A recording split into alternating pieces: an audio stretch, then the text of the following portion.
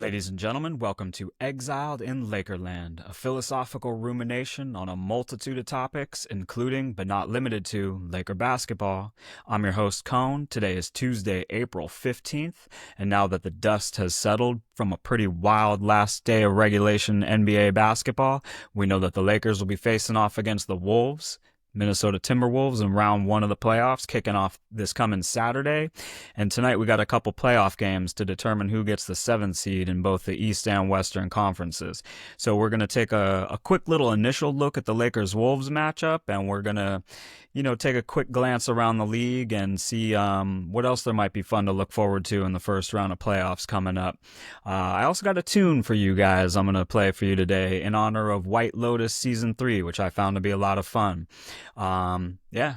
Anyway, let's get going. Exiled in Lakerland. Let's go.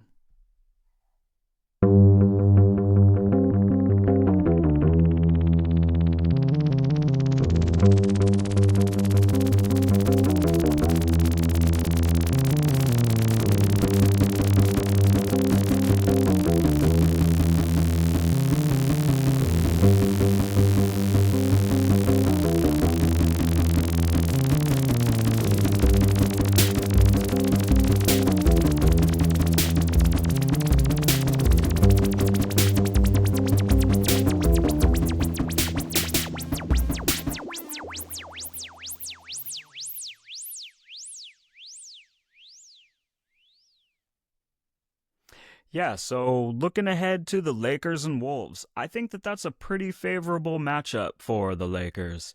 Um, it's pretty obvious when we look at the last stretch of the regular season that JJ really favors that small ball lineup.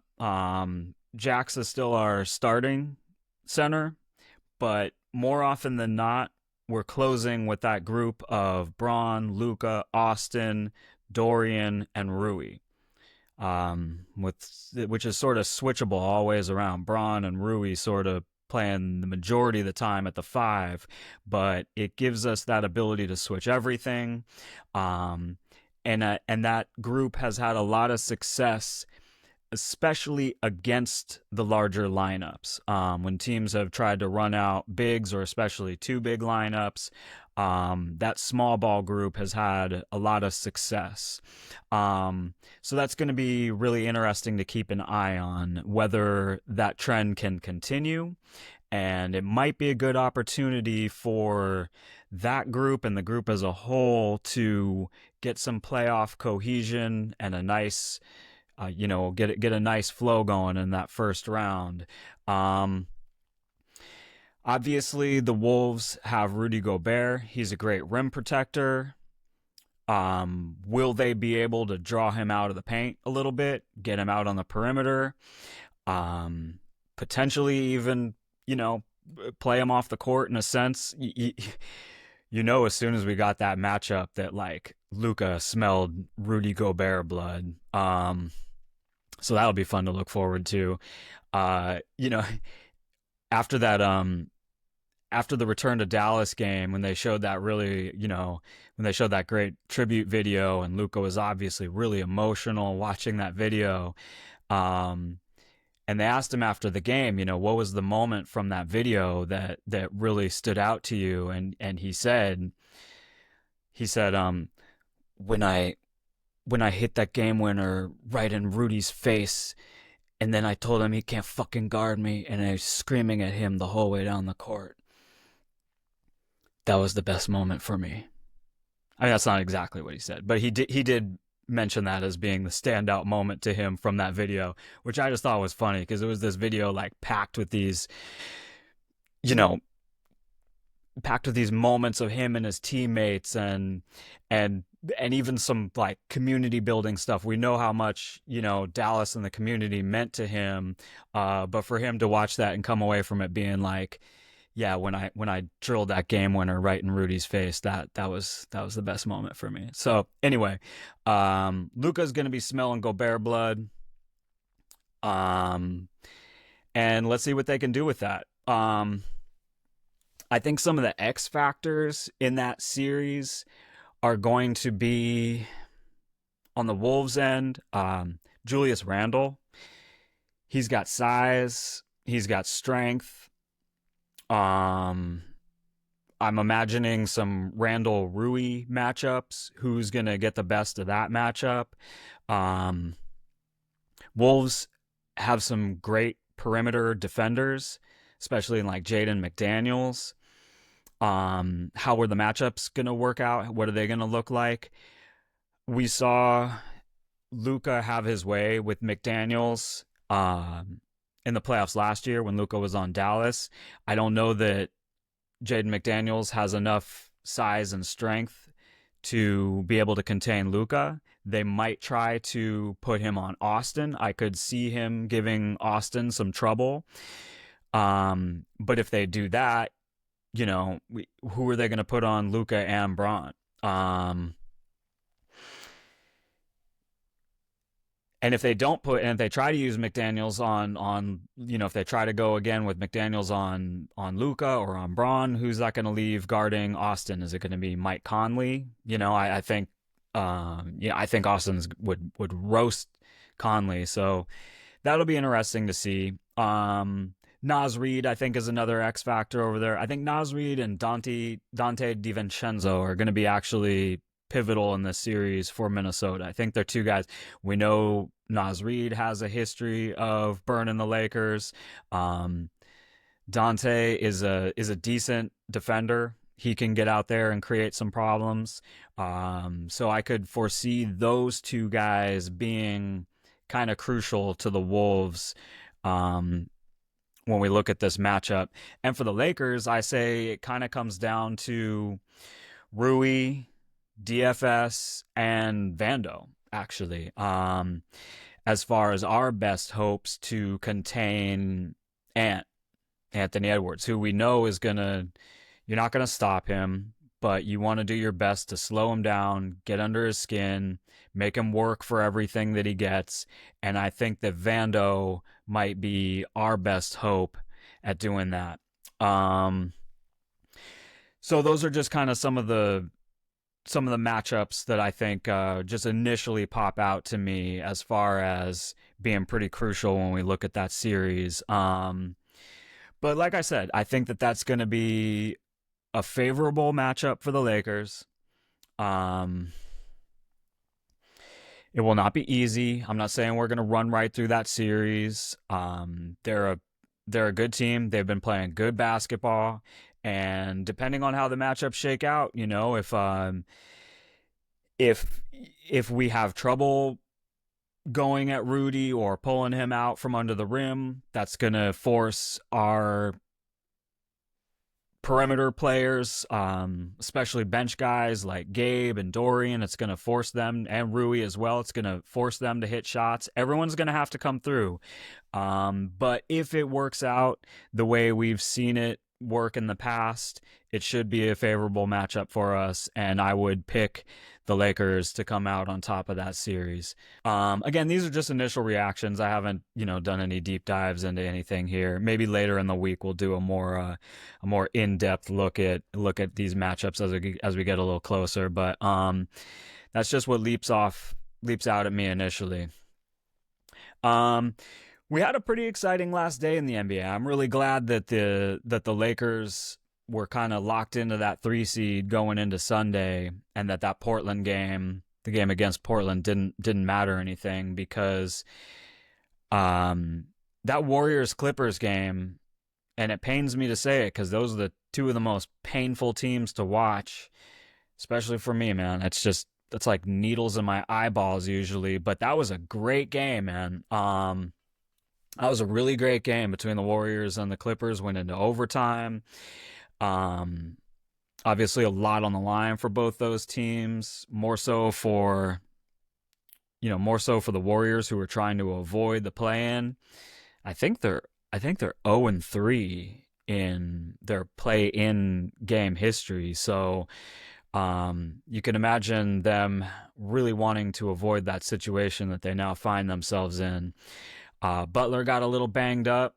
I haven't heard anything since, so I'm imagining that he should be good to go tonight. Maybe it was just, caught a dead leg or something like that. It did, he was hobbling at the end of the game, and Curry looked gassed. So, like I said, they're an older team. I'm sure they would have liked to have the week off, but going up against Memphis, I think that they're definitely the favorite in that matchup. Although you never know. All it takes is, you know, all it takes is Ja getting hot or Jaren Jackson Jr. to have a breakout game. Not breakout game, but, a flamethrower game if he's hot, especially from outside. And, anyone can win one game in the NBA. So it's, Warriors are going to have to throw everything they can at that just to ensure that they can get in at the 7 seed. Actually, while we're talking about it, let's take a real quick look at what the standings look like here. Let's have a look at this. One sec. Let's see if we can pull this up right here. Yeah, so this is what we're looking at as far as matchups go. Like I said, Lakers and Wolves will be facing off here. We're going to get to Nuggets and Clippers in a second.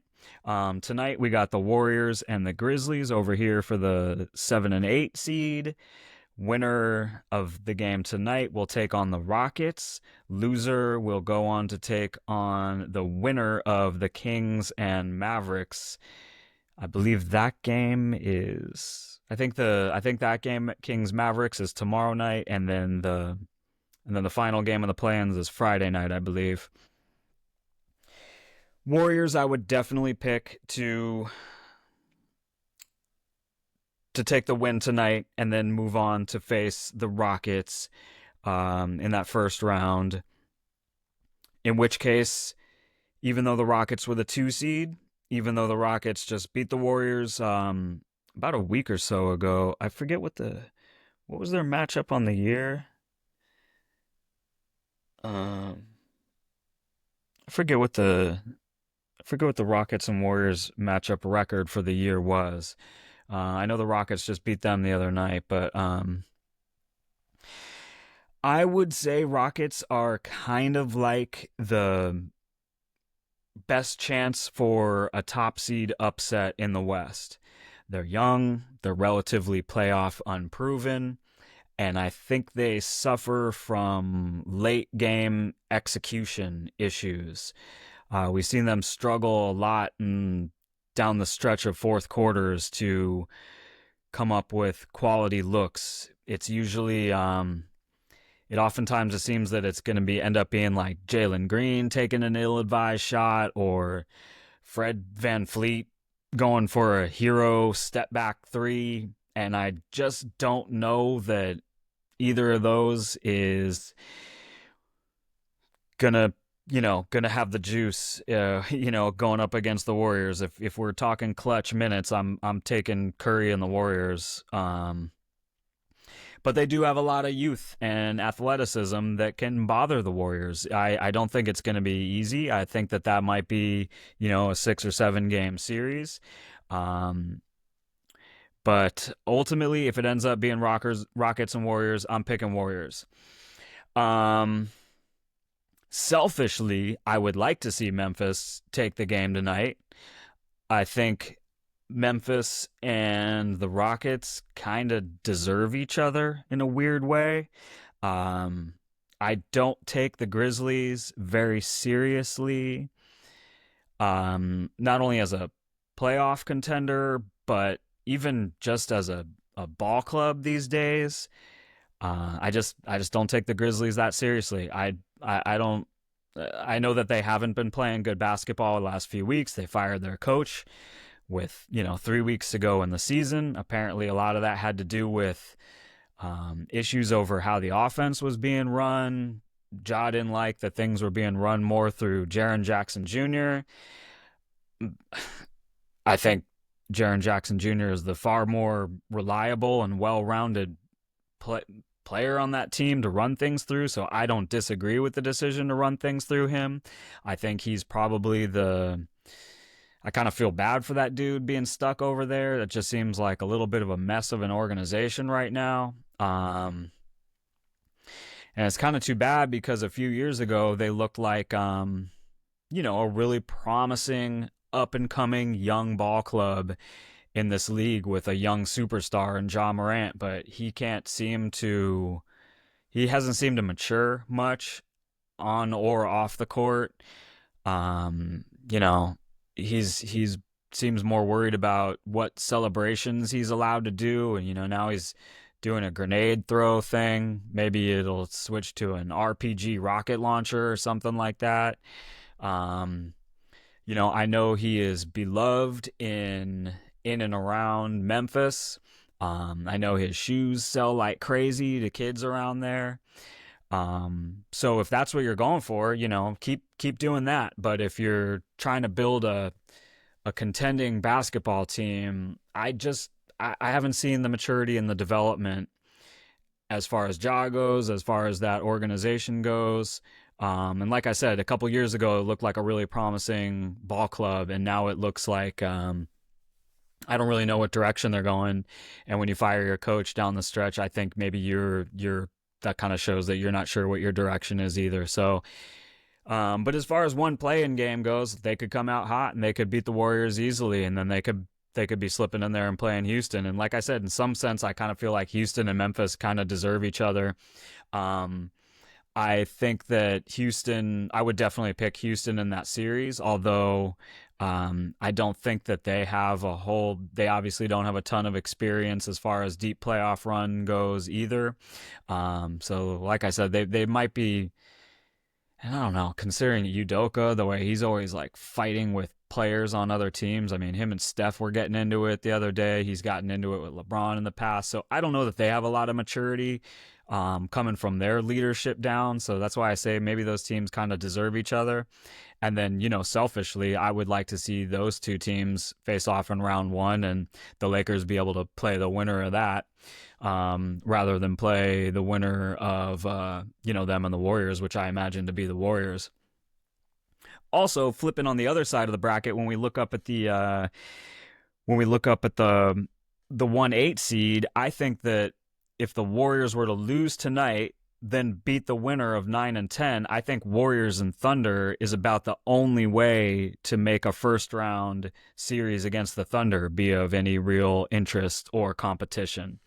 I don't imagine that Memphis, Sacramento, or Dallas would give the Oklahoma City Thunder, any real challenge whatsoever. Maybe Dallas would, freakishly. I think Dallas actually won the season series against OKC, but that was with Luka for the first couple games, and that was with Kawhi. I mean, that was with Kyrie, I think, for most of those games. So, they're still hurt. It's a different looking team for the Mavericks now, but that I guess if it's not the Warriors, I guess Mavericks would be the most interesting against Oklahoma City. But either way, I don't see anyone giving them much trouble in the first round. Looking at this 4-5 matchup between the Nuggets and the Clippers, that I think is actually going to be a really interesting series. Vegas has Denver as the favorites. If you are a gambler, I think there is some value in taking the Clippers. I think there's a good chance for an upset right there. I mean, not that it would be a huge upset. They're 4-5. It's not like 1-8, but I don't know, man. Clippers are playing good basketball. Denver has not been playing exceptional basketball, and I think the Clippers present a lot of matchup problems for Denver. I think that Zubac is very underrated, and I think that he is perhaps one of the only other big men in the league who could potentially create some matchup problems against Jokic. Jokic is obviously not going to be stopped. His ability to pass out of double teams and pass out of any scenario and just create opportunities is second to none. He's the best player in the league, but do not discount Zubac. He has, I think he is underrated. I think he is one of the top big men in the league. And I think that that is going to be a crucial matchup to keep an eye on. I think he might be capable of creating more problems than you might think when you just glance at the lineups. He's a good rim protector. He's a good rebounder. Um, I think defense. I think Denver does not have a strong defense in general, and I think that if the Clippers are able to draw Aaron Gordon out from being that weak side help, I think that that's going to deteriorate Denver's defense even further. And they just create a lot of matchup problems. Kawhi is looking healthy, and he's playing the best basketball we've seen from him for a while. Harden is playing good basketball. In the Warriors Clippers game on Sunday, Harden scored 11 of the Clippers' 12 points in overtime.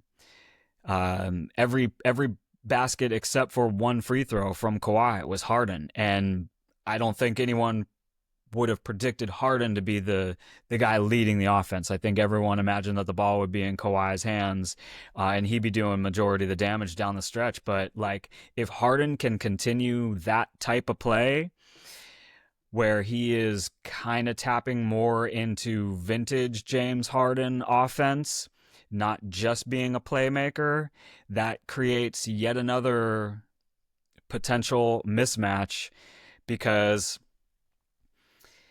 how are you going to stop them? How are you going to stop Kawhi and James Harden and Norman Powell? That's going to be tough. That's going to be tough for Denver. That's going to really strain their defense, and I don't think that they have put themselves. I don't think Christian Braun's going to be able to do it. Brown, I'm not sure how it's said. Peyton Watson. I don't think any of those guys are going to present serious challenges for the Clippers. So anyway, that matchup has some potential for upset as well. That's going to actually be a fun series to keep an eye on. Yeah, so what else do we have? I haven't really touched on the East Coast, either Eastern Conference. Pacers Bucks should be fun. Giannis has been playing absolutely incredible MVP level basketball lately. Even without Dame, he has just been dominating, and I think he's kind of tapped into this I don't know. We've seen kind of a different side from him lately, where he's almost being a little bit of an agitator out there. I liked him kind of trolling Beasley in that Detroit game, and he's just kind of playing with a little bit of attitude lately, and I like seeing that out of Giannis. So that'll be a fun matchup. On paper, it looks like the Pacers maybe have more potential threats, but I don't know, man. I don't know. I think I'm picking Bucks in that series. As far as Eastern Conference goes, I think Knicks and Pistons is going to be wildly entertaining, more so than people might think. Cade Cunningham obviously has had an amazing year. Brunson has had a fantastic year, but he got hurt. He's back now, but is that going to affect him? Is he back to 100%? I'm not so certain, and I think the Pistons have a major chip on their shoulder, and I think that they present some matchup problems for the Knicks. So again, maybe if I do another one later this week, we'll take a closer look at some of those Eastern Conference matchups. But I would say Pacers Bucks, I'm picking Bucks. Knicks Pistons, it's hard not to pick the Knicks in that ultimately I think that they might pull out on top, but as far as Eastern Conference potential for upsets go, I think the Pistons are right there. I think there's a potential for an upset, or if not, I think they're going to make that first series a lot more difficult on the Knicks than they wish it were. I think that could go 6 or 7 games and end up being a really fun physical series with some chippiness to it. So that's going to be fun to watch on the East Coast. As far as tonight's matchup between Orlando Magic and Atlanta Hawks, I'm thinking it's going to be Magic. Um,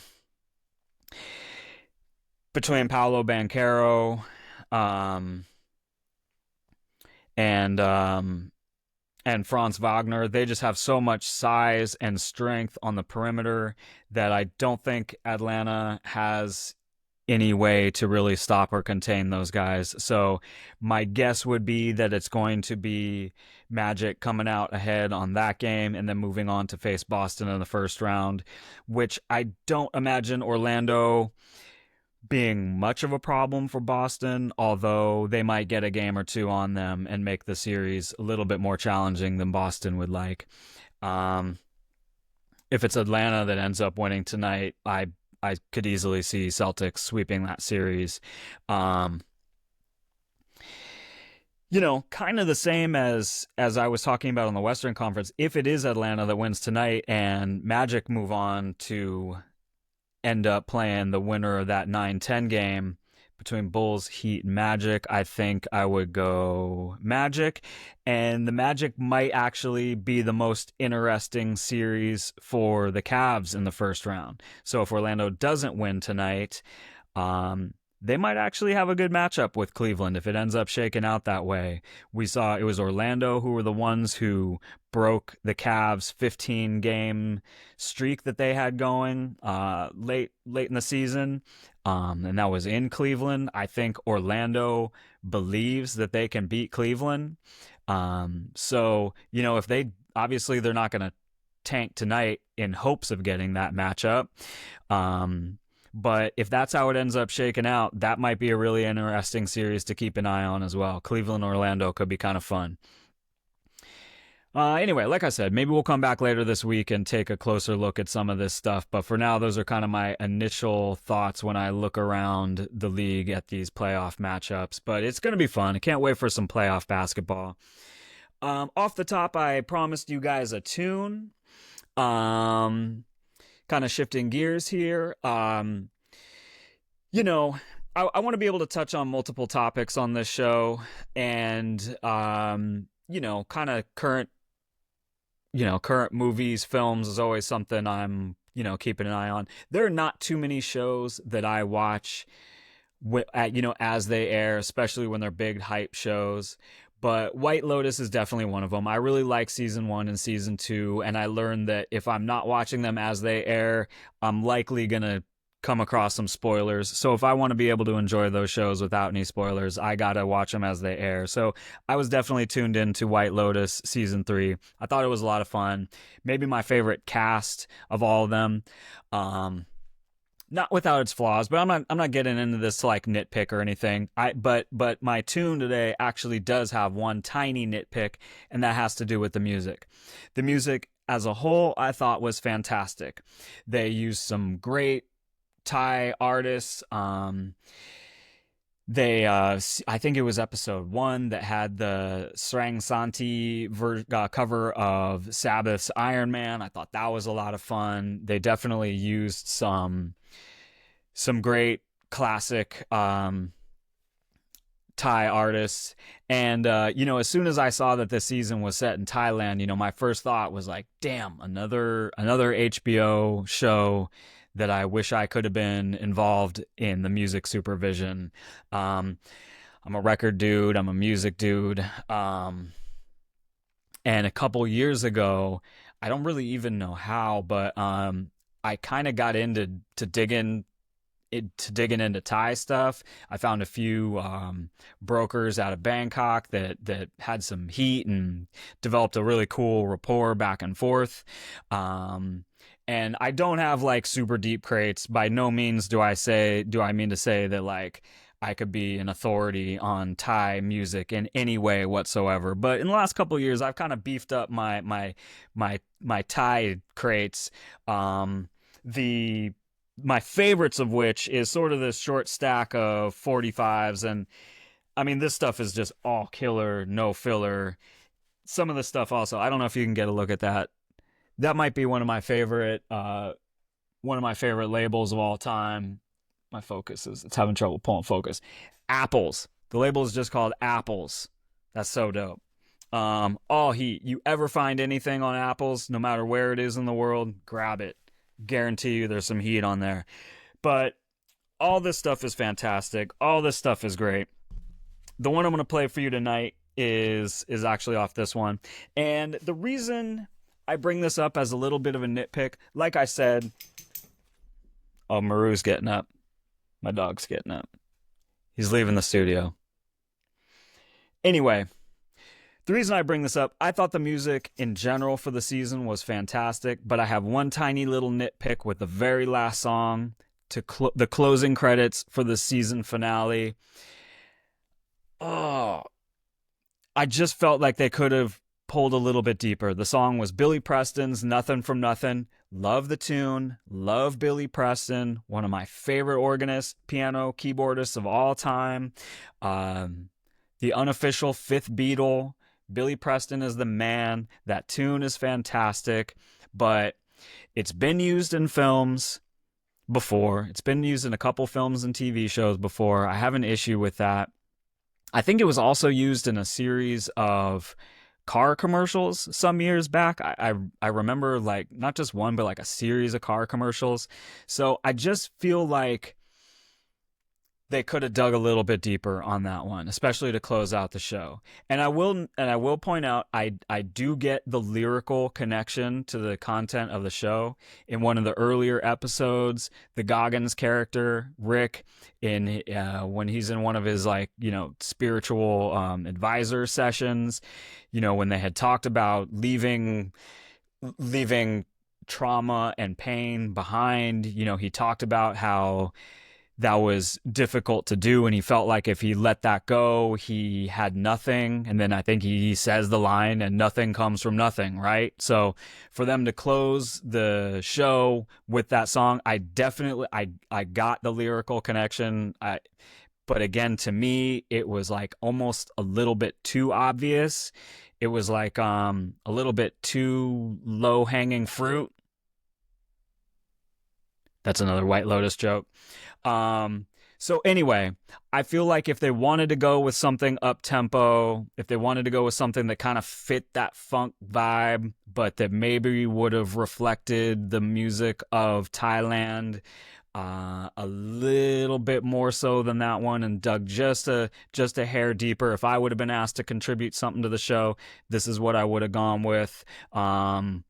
So coming up for you guys right now, just picture it. The boat speeding off into the distance, the credits start rolling, and this one plays. Here you go. It's the banger of the week.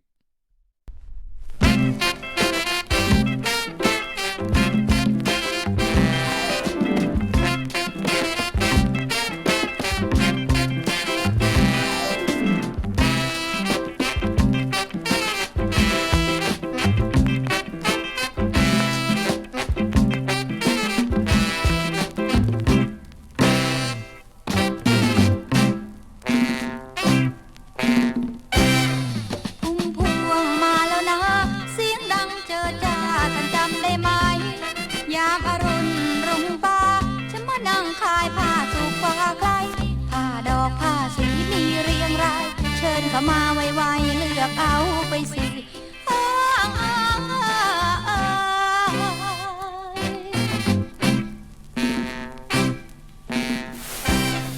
ผ้ายีนและผ้าไหมผ้าลายผ้าไทยมากมายมีผ้าสโลงและผ้าเต้วางกันกะเกะเลือกเอาไปสิรีบจับรีบจองร้วนของดีของเรามากมีเร็วรีบมา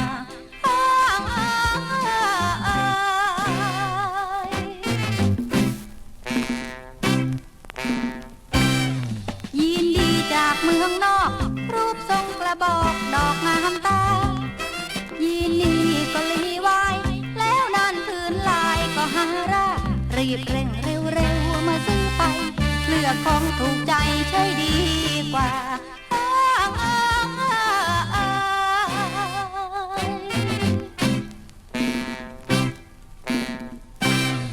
แรงเลอและพีเจแค่พูดก็เท่สุดสะดุดตาลายแมนก็แฟนยินล้วนผ้าดีสินเป็นสินค้าผ้าดำเนื้อดีมีเป็นดอกดวงผ้าร้านพุ่มพวง ทนทานกว่าพวก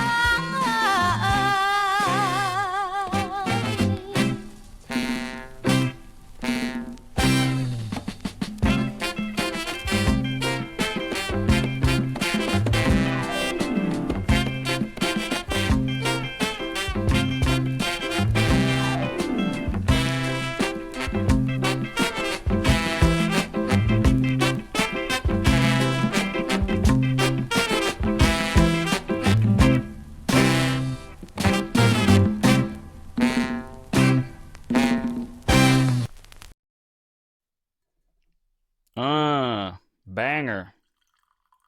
Yeah, basically, I mean, if I'm not gonna, where else am I gonna get the chance to play that kind of stuff?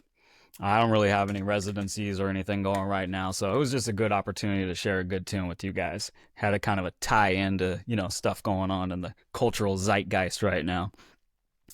Um, Speaking of far off exotic locales, um, I just got this coffee in from Indonesia. Maybe the first time I've ever gotten some Indonesian coffee beans, but this is absolutely delicious. I have a subscription, so I just get these random coffees sent to me, and this is like killer, man. It's like it's like bold, like a traditional, dark roast would be, but there's so much fruit. There's a lot of cherry, and I swear when I was doing it, I was doing a pour over, and when I was brewing it for the first time this morning, I could swear that I smelled another one of Indonesia's most popular exports. You know what I'm talking about. But also, I have a neighbor who just smokes weed in his backyard all day. So there's a very good chance that the timing of the two just happened to be coincidental. But nevertheless, absolutely delicious. Even my wife would like this. She really likes dark roast kind of stuff. But if you were curious, that's what's in the cup. I'm gonna wrap the show up here in a second. We got a couple fun games to watch tonight. Couple fun playing games. Warriors Memphis. Well, that'll be the most exciting to me. Orlando Atlanta. I'll probably have it on, but I don't have much investment in that. But basically, I just want to close this off by saying, as we get set to move into the playoffs, I just wanted to give the Lakers a big round of applause, man. 50 wins, finishing up in third place. JJ Redick, first year head coach. Good job, man. Well done. Once once it's all said and done and we get in the off season, I kind of want to do some like deep dives into, really into his first year as a head coach and the fact that the roster of this team has changed so much. I mean, to think that we on Christmas we had D'Lo and now we have Luka. It's when you look at the totality of the season, it's really mind blowing. Where we started off and where we are now, but I'm so excited about the playoffs, man. I think we have just a great team. I think the camaraderie and the unity is stronger than it's ever been. I think this crew really, really likes each other and they like playing together. And I think that the addition of Luka and what he's brought to the team and the way the team has rallied around him, but also the way that he has made a concerted effort to play within the way the certain things that had already been working for the Lakers. I couldn't be more thrilled and excited about a playoff run with this team and about the chances of linking everyone up and continuing this group on for years to come, because I love this team and I think we got a good shot at going deep this year and I can't wait for it. So anyway, I appreciate y'all for rocking with me. Once again, my name is Kone, and this has been Exiled in Lakerland. Thank you so much. Peace.